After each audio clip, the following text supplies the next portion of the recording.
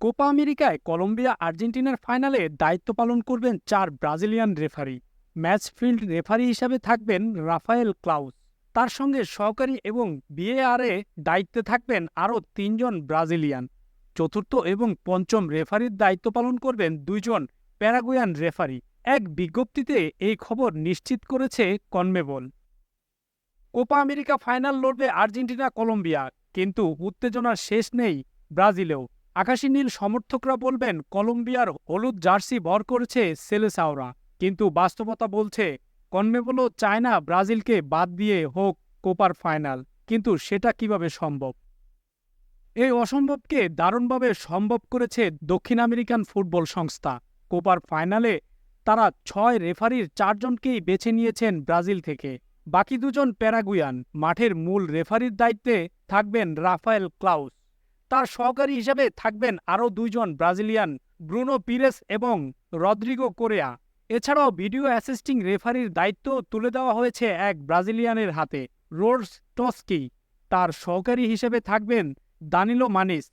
তবে চতুর্থ ও পঞ্চম রেফারি ২ জনের জাতীয়তা আলাদা। হুয়ান বনিতেস এবং এডওয়ার্ড কারাডোজা ২ জনেই প্যারাগুয়ান। আর এটা নিয়েই এখন চলছে আলোচনা। আর্জেন্টিনার সমর্থকদের কেউ কেউ বিষয়টি ভালোভাবে নিচ্ছেন না। তারা খুঁজে পাচ্ছেন ষড়যন্ত্রের গন্ধ।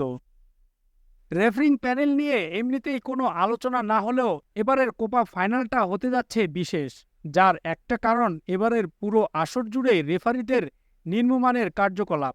ইতিমধ্যে ব্রাজিল কলম্বিয়া ম্যাচের রেফারিং নিয়ে সংবাদ বিজ্ঞপ্তি দিয়ে দুঃখ প্রকাশ করতে হয়েছে কনমেবলকে। তাই হয়তো ফাইনালে কোনো ঝামেলা চায় না বলেই তারা রাফায়েল ক্লাউসকে দিয়েছে ম্যাচ পরিচালনার দায়িত্বে। ২০১৫ থেকে আন্তর্জাতিক ফুটবলে রেফারির দায়িত্ব পালন করছেন রাফায়েল ক্লাউস। কনমেবলের লিস্টেড ম্যাচ অফিসিয়ালদের মধ্যে তাকে সেরাদের একজন বলেই দাবি করা হয়। সর্বশেষ কাতার বিশ্বকাপেও ২টি ম্যাচে দায়িত্ব পালন করেছেন ক্লাউস।